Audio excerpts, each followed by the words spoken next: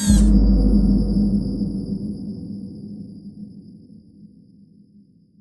morning, I'm Sean McCormick with PMA 209 at NAVAIR. Lieutenant Commander Ryan Camasso.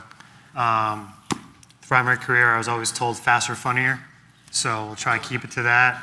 And also, we're hyper aware that we're the singular entity standing between you and lunch. So we'll keep that in mind. So we're the Avionics Architecture team from PMA 209, representing NAVAIR. There's two reasons why we came here today. One is I took over the position in July of last year, so relatively new to the MOSA space, I'll say.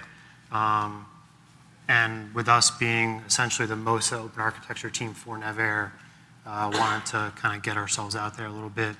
And also with the host standard, you've heard a lot about that today and yesterday, being maintained and developed in our office. We have some updates to kind of talk about and advances in the previous standard that we had, previous version that we had. So realize that this is probably not news to any of you, but for those of you who don't know who we are and what we do, basically, or who our office is, we're equivalent, I would say, on paper at least, to the MOSA Transformation Office to the Army or the OAMO to the Air Force. So we lead and develop standard development and implementation of MOSA for NAVAIR platforms. Again, don't need to tell anybody in this room this, but we all know standards are complementary and work together. So for our office, with the history and background, kind of one of the big help win the development of FACE, technical standard. And then obviously host is a product of our office. And I know SOSA has been mentioned a lot over the last 2 days as well. We're heavily aligned with SOSA. And I use that word aligned because we are similar, but in some instances different. But us and Dr. Lipkin talk on a regular basis, and we're members of the SOSA consortium. So we stay heavily aligned and work with SOSA very often. So host, product of our office. As I said, the previous standard that was out there and for consumption was host 4.1. However, in October of, last year now, 5.0 got developed, and we're working on the release for that. We hope to have that officially released in calendar year 23. And we do have some slides. Obviously, that's one of the reasons why we're here today. And we have slides that kind of talk about where the updates and advances in that from 4.1 to 5.0. One of the big things I want to talk about as far as host is concerned, so like I said, and I mentioned it multiple times in the last 5 minutes, is that it is a product of our office, so it's 100% government-owned standard. We have a say of what goes in and what comes out of it. In that vein, Greg is our representative on VITA, and so again, host basically was kind of the same philosophy behind SOSA, neck down VITA 65, at least in the beginning of VPX. And then I've gotten a couple questions of this in my time here as well. As far as small form factor today, we had a bunch of good briefs on that this morning. That is something that we're obviously very interested in and where the world is going, at least in the DoD space. So we're looking at that as well and hope to start work on that either this year or in fiscal year 24 to answer that question.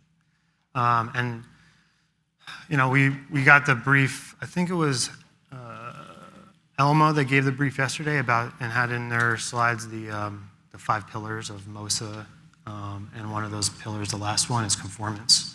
So we're working through that this year. That's one of our big goals, is to crack the conformance nut for host. And before I kick it over to Sean, who's the smart one between the two of us, I want to kind of talk about something that is, I'm sure, is a question on everybody's mind, and it was kind of addressed in the middle of the briefs today. Hey, I've heard CMOS, I've heard SOSA, I've heard host. What is the difference? Why do we have 3? Again, I'm giving background.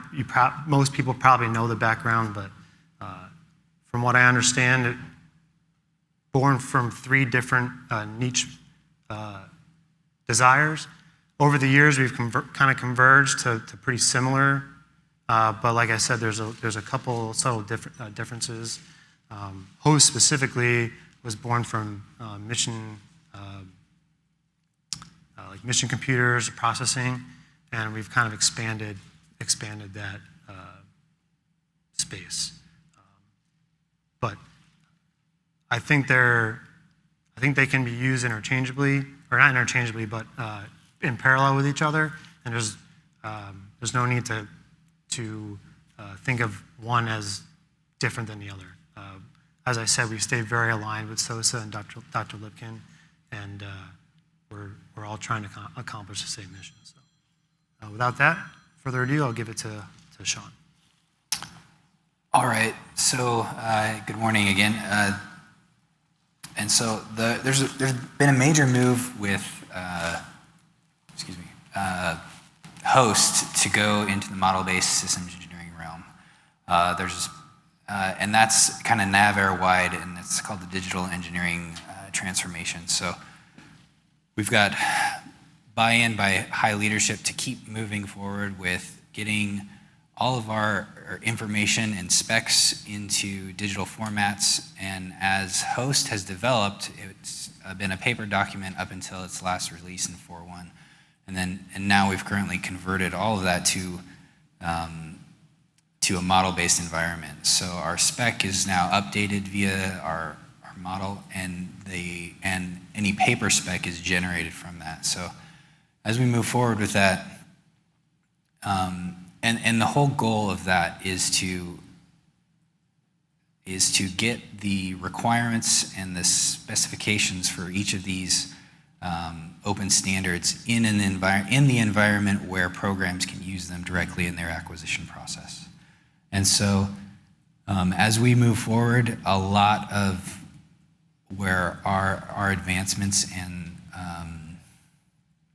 especially with conformance moving forward is going to be in that model-based environment. And it also opens up a lot of other opportunities. So as many of you know, the tiered structure with host, which I'll go over here in a minute,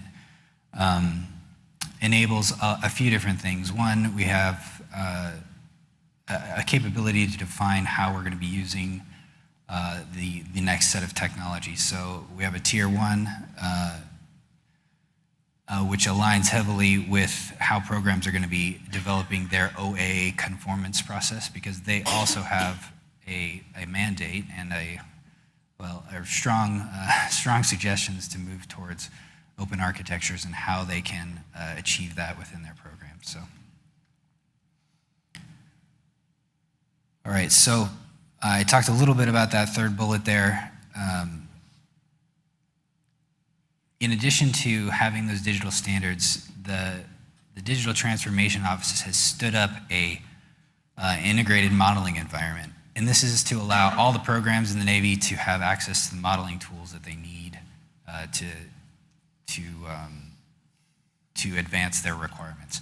So, but that gives open architecture a great opportunity to insert profiles and requirements packages, as taking a slaughter module profile and the requirements and the additional chassis requirements that host has, so you pick from host what you want in the modeling environment, and all the conformance, all the requirements gets pulled along with it. With that, there's also within the community of practice within NAVAIR is a digital engineering body of knowledge. So this is just furthering that digital transformation. So touched on this a little bit earlier, and many of you know this, but I'll just cover it right quick so that people who aren't aware are informed. So host was developed with a tiered technology. And so this first tier is where we set the tenets of open architecture. and that enables you to develop any other technology below that. So below that is a tier 2, it will be OpenV. So right now our only technology is OpenVPX. Greg's been heavily involved in the development of that, and a lot of people here have been as well. So within VITA and within SOSA, and within the programs within NAVAIR, so we have a lot of stakeholders that get input into this, into those standards. But so the next tiered technology will be OpenVNX, and we're in development of that. So as VITA lands on OpenVNX and that specification gets published, we'll be leveraging that to pull it in as a host technology. The tier 3 is really all about conformance. And it's described how to make a tier 3 product in the tier 2. So what is required for that? And it's mostly verification matrix, but there's a few other things. And as modeling continues to advance within the Navy, we'll be able to do a lot of conformance checks just via how it's being planned in the requirements process. So, nothing new here. Here's some slot profiles for OpenVPX. The main thing I wanted to show from these slides is not that these are the ones where these are in host 4.1 and the new version has some changes to it. But what I wanted to emphasize is that we're using these profiles within the model so that, we're talking about auto ICD generation. We're utilizing these, so we've digitized that's VITA spec, and now we're able to use it down to the pin profile within our model. So as designs come out, I guess what I'm trying to communicate, as designs come out from vendors, having that SysML model capability within your product already will help the Navy align to absorb it into that requirements process. All right, so the quick updates to host version 5. We've added, before it was just conduction cooling, now we've added air and water. We've added some XMI PCR restrictions. The main advancement of version 5 is we've almost entirely eliminated user-defined pin locations. So the slot and module profiles in version 5 are entirely defined. And the ones that aren't currently, we're in process of defining those for the Navy, and then we'll be able to kick those back out to VITA as what the Navy is using for those types of things. And I already talked about how we're moving towards the digital transformation in there. Lieutenant Commander Camasso talked about the commonality between host, SOSA, and CMOS. And as you can see, there's a slot profiles for 3U and 6U that we have here. But this just shows the overlap between the 3 specifications. And then just to reiterate that we're in constant communication with the open architecture management offices with the Army and the Air Force. Oh, so conformance. This year is kind of defined technically as our year of conformance, and we've got a lot of good people working on how we can further conformance. Our main product has been that tier 3, which as you get into the standard, is a definition. So you have the slot and module profiles, your verification matrix, and then your specific product, how it's completing those requirements. And so host mentions a verification authority. We do not have that set up currently, and we're working through some of those processes. But again, the major point I want to get across is automation for even at the requirements level of completing conformance for hosts. So we're trying to make it as easy, as quick as possible. And so we're in efforts with SOSA right now, conformance to automate as much as we can. But having models of systems and of PICs to enable that kind of checking at the automation level is going to be key going forward. All right, and so that's kind of all we wanted to communicate, and just wanted to open up to questions if there are any.